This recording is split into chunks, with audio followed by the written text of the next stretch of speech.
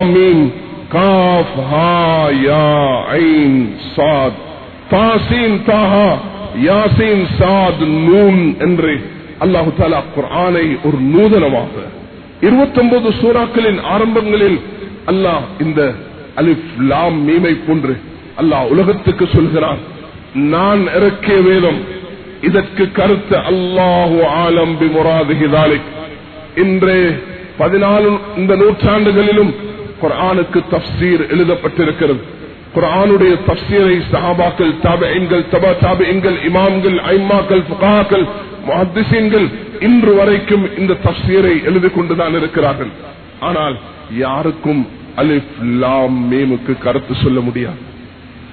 அல்லாஹ் தான் இதனுடைய கருத்தை அறிவான் என்பதுதான் ஒரு மூமின் சொல்லும் மிக நூதனமான விசுவாசம் கொள்ளக்கூடிய ஒரு கருத்தாக இருக்கிறது. அதனால் சூரத்துல் பக்ராவை அல்லாஹு தஆலா மிகவும் அழகாக நூதனமாக இருக்கிறார். இந்த சூரா ஹிஜ்ரத்துக்கு பிறகு இறக்கப்பட்டது. நபி ஸல்லல்லாஹு அலைஹி வஸல்லம் அவர்களுடைய ஹிஜ்ரா, நபி அவர்கள் மதீனாவுக்கு சென்ற பொழுது முதலாக அல்லாஹ் இறக்கிய சூறாக்களில் ஒன்றான சூரத்துல் பக்ரா என்று கருதப்படுகிறது. கண்ணியமான சகோதரர்களே, பெரியார்களே, இந்த சூறாவை சூரத்துல் ஃபாத்திஹாவுக்கு 40 பேர்கள் இருக்கிறது. சூரத்துல் ஃபாத்திஹா, ஃபாத்திஹத்துல் கிதாப், சூரத்துல் ஹம்த், சூரத்துல் ஷிஃபா, அஸாஸுல் குர்ஆன், உம்முல் குர்ஆன் என்று 30க்கும் 40க்கும் இடைப்பட்ட பெயர்களை சூரத்துல் ஃபாத்திஹாக்கு சொல்லியிருக்கிறார்கள். சூரத்துல் ஷிஃபா இது உள்ளத்துக்கும் பலவிதமான நோய்களுக்கும் சுகத்தை தரும்.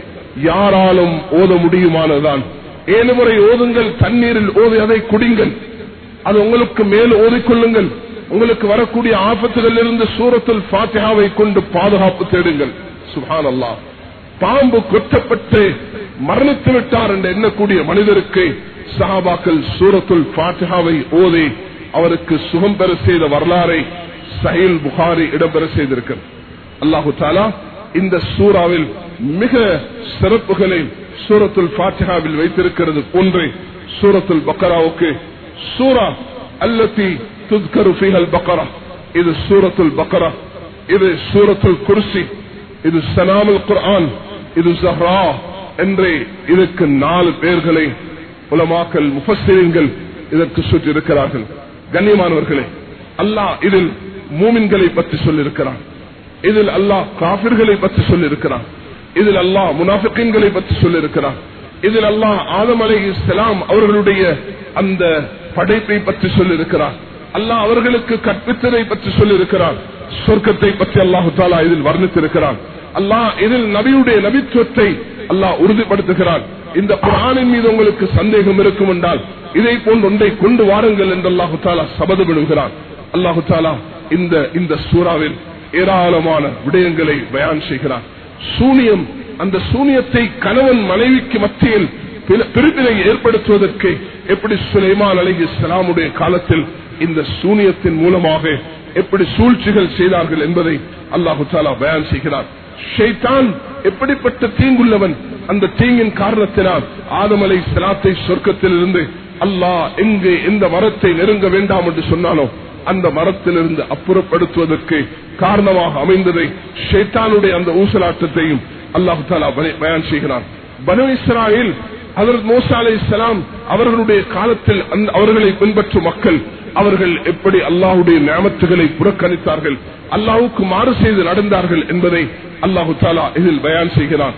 அல்லாஹ் தன்னுடைய வல்லமையும் குதிரத்தையும் தன்னுடைய சக்தியையும் ஆற்றலையும் அல்லாஹ் இங்கு பயான் செய்கிறான். அல்லாஹ் மனிதனுக்கு உயிரை கொடுக்கக்கூடிய ரப் என்பதை பயான் செய்வதற்காக வேண்டி பல சம்பவங்களை, பல நிகழ்வுகளை அல்லாஹ் இந்த சூறாவில் இடம்பெற செய்திருக்கிறான். மூஸா அலைஹிஸ்ஸலாம் அவர்களுடைய காலத்தில் ஏற்பட்ட ஒரு கொலை, அந்த கொலைக்கு அல்லாஹ் சுப்ஹானஹு வ தஆலா எப்படி பரிகாரம், எப்படி வழிகாட்டல் செய்தான். கொலை செய்து விட்டார்கள். அந்த பணம் கீழே விழுந்திருக்கிறது. யார் கொண்டது என்று சொன்ன நேரத்தில் அல்லாஹ்வுடைய கட்டளை வந்தது. ஃபத்பஹு பக்ரா, ஒரு மாடை அருங்கள், அந்த மாடை அறுத்த அந்த மாமிசத்தை அந்த மனிதனுடைய செத்த பிணத்தின் மீது போடுங்கள் என்று அல்லாஹ் கட்டளையிடுகிறான்.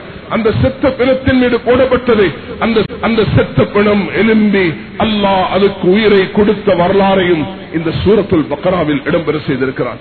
அல்லாஹ் தன்னுடைய இந்த சக்தியை பயான் செய்வதற்காக வேண்டி அல்லாஹ் எப்படி உயிரை திருப்பி கொடுக்கிறான். அந்த ரப் மரணித்தவர்களுக்கு உயிர் பெற செய்யக்கூடிய சக்தி பெற்ற ரப் அல்லாஹ். துஇஸ்ஸு மன் தஷா வ துذில்லு மன் தஷா. அல்லாஹ் கண்ணியத்தையும் கேவலத்தையும் கொடுக்கக்கூடியவன். அவன் ஹயாத்தையும் மௌத்தையும் உண்டாக்கக்கூடியவன். அவன் தான் முட்டையிலிருந்து குஞ்சை வெளியாக்குறான். அவன் அந்த கோழியிலிருந்து அல்லாஹ் தஆலா அந்த முட்டையும் அதுல குஞ்சையும் வெளியாக்கக்கூடிய ரப். அந்த ரப்புடைய வல்லமை குதிரத்தை அல்லாஹ் இந்த சூராவில் சூரத்துல் பக்ராவில் பயான் செய்கிறார். மேலான சகோதரர்களே, பெரியார்களே, இந்த சூரா மிகவும் சும்ம பஅஸ்னாக்கும் பாதி மௌத்திக்கும் லஅல்லக்கும் தஷ்குரூன், உங்கள் மௌத்துக்கு பிறகு நாம் உங்களை பின்பு உயிர் பெற செய்தோம் என்பதாக அல்லாஹு தஆலா மௌத்துக்கு பிறகு எப்படி உயிர் பெற செய்கிறேன் என்பதை ஹஜ்ரத் இப்ராஹிம் அலைஹிஸ்ஸலாம் அவர்கள், ஹஜ்ரத் உஸைர் அலைஹிஸ்ஸலாம் அவர்களுடைய சம்பவம் மூலமாக மூசா அலைஹிஸ்ஸலாம் அந்த மக்களை அழைத்து சென்று அவர்களுக்கு அல்லாஹ்வுடைய வார்த்தைகளை கேட்க வைக்க பொழுது அவர்கள் அல்லாஹ்வை நிராகரித்து அவர்களுக்கு மௌத்தை கொடுத்த பிறகு அல்லாஹ் எப்படி அவர்களை உயிர் பெற செய்தான். ஹஜ்ரத் இப்ராஹிம் அலைஹிஸ்ஸலாம் அவர்கள் அல்லாஹ்விடத்தில் கேட்ட பொழுது அல்லாஹ் எப்படி அந்த பறவைகள் மூலமாக அதை அறுத்ததற்கு பிறகு அதற்கு எப்படி உயிரை கொடுக்க வைத்தான் என்பதை எல்லாம் இந்த சூறாவில் அல்லாஹ் பயான் செய்திருக்கிறார். மேலான சகோதரர்களே, பெரியார்களே, இந்த சூரா பெற்றோர்களை மதித்து நடக்கவும் ஏழை எளியவர்களுக்கு உதவி செய்யவும் என்று ஏராளமான விஷயங்களை இந்த சூரா பயான் செய்து கொண்டு போகிறது.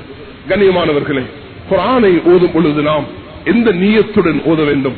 குர்ஆனை நாம் எல்லோரும் ஓதுகிறோம். ஓதாதவர்கள் இன்று ஓத ஆரம்பித்து விடுங்கள்.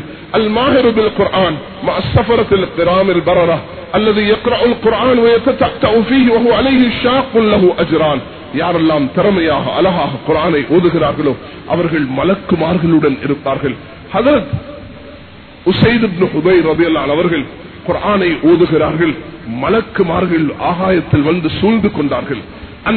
அந்த சூழலை கண்ட, அந்த வெளிச்சத்தை கண்ட உஸைத் இப்னு ஹுதைர் அவர்கள் பார்க்கிறார்கள், பக்கத்தில் யஹ்யா என்ற மகன் அமர்ந்திருக்கிறான். அங்கு குதிரை இருக்கிறது, குதிரை துடிக்கிறது. குர்ஆனை கேட்டவுடன் அந்த ஆகாயத்தில் ஒரு வெளிச்சம் தென்படுகிறது. ஹஜ்ரத் உஸைத் இப்னு ஹுதைர் அவர்கள் குர்ஆனை ஓத நிறுத்துகிறார்கள். அந்த வெளிச்சம் அப்படி மங்கி விடுகிறது. குர்ஆனை ஓதுகிறார்கள், அந்த வெளிச்சம் வருகிறது. குழந்தை மீது பாய்ந்து விடுமோ என்று பயந்தார்கள். அப்பொழுது காலையில் நபி அவர்களிடத்தில் எத்தி வைத்த பொழுது ரசூல் ஸல்லல்லாஹு அலைஹி வஸல்லம் சொன்னார்கள், உஸைத், நீ ஓதிய குர்ஆனை காலை வரைக்கும் ஓதியிருந்தால் இந்த ஆகாயத்தில் அந்த வெளிச்சத்தை நீ கண்டிருப்பாய். இது ஒரு ஒளியாக இருக்கிறது, இது ஒரு பிரகாசமாக இருக்கிறது. அல்லது லைஸ ஃபீ கல்பி ஷை மினல் குர்ஆன் கல் பைத்துல் ஹரீப், யாருடைய உள்ளத்தில் குர்ஆன் இல்லையோ அது பாலடைந்த வீட்டுக்கு சமம் என்று சொன்னார்கள். பாலடைந்த வீடு அது ஷைத்தான் தான் அதில் குடியிருப்பான். எந்த உள்ளத்தில் குர்ஆன் இல்லையோ, மேலான சகோதரர்களே, அந்த உள்ளம் பாலடைந்த வீட்டுக்கு சமம். அல்ஹம்துலில்லாஹ், இன்று நான் இந்த கண்ணால ஜூன் மாதத்தில் சவுதியில் 2 குழந்தைகளை கண்டேன். 5 வயதுல குர்ஆனை மரணம் செய்திருக்கிறது. 5 வயதுல குர்ஆனை மரணம் செய்த அந்த ரிவார்டை 5 மாதத்துல 5 வயதுல குர்ஆனை பாடமாக்கி இருக்குது. 5 வயதுல 5 மாதத்துல பாகிஸ்தான் லாகூரை சேர்ந்த அல்லாஹ் பாகிஸ்தானுக்கு ஏற்பட்டிருக்கும் சோதனையை அல்லாஹ் மீட்டுவானாக. அல்லாஹ் அந்த மக்கள் அவதிப்படக்கூடிய லட்சக்கணக்கான மக்கள் வீடு நிலையில் பாதிக்கப்பட்டிருக்கிறார்கள். எங்களுக்கு சுனாமி வந்த நேரத்தில் ஓடி வந்தார்கள் பணத்துடன் அந்த பாகிஸ்தான் மக்கள். அல்லாஹ் அவர்களுடைய கஷ்டத்தை, நஷ்டத்தை, அவர்களுடைய பிரச்சனைகளை தீர்த்து வைத்து அங்குள்ள சோதனையை அல்லாஹ் நீக்குவானாக. மேலான சகோதரர்களை, லாகூரை சேர்ந்த 2 குழந்தைகள், அந்த குழந்தைகள், ஒரு குழந்தை 5 வயதுல 10 மாதத்துல, இன்னொரு குழந்தை 5 வயதுல 5 மாதத்துல சவுதில அல் ஆலமியால அந்த குழந்தைகளுக்கு ரிவார்ட் கொடுக்கப்பட்ட கான்பரன்ஸ்ல எனக்கு கலந்து கொள்ளக்கூடிய சந்தர்ப்பம் கிடைத்தது. மேலான சகோதரர்கள், இந்த குர்ஆன் நூதனமான குர்ஆன். அந்த குர்ஆனை அல்லாஹ் எமக்கு தந்திருக்கிறான். நாம் நெஞ்சோடு அணைத்துக் கொள்ள வேண்டும். நாம் பெருமுதலுக்கு போட்டுவிடக் கூடாது. அதை வெறுமனே ஓதித்து பரக்கத்துக்கு வைப்பதற்கல்ல, தொழிலுக்கு கொண்டு வைத்து பரக்கத்துக்கு வைக்கிற அந்த குர்ஆன் அல்ல. இது உள்ளத்தில் சுமந்து கொண்டு மௌத்தாகினால்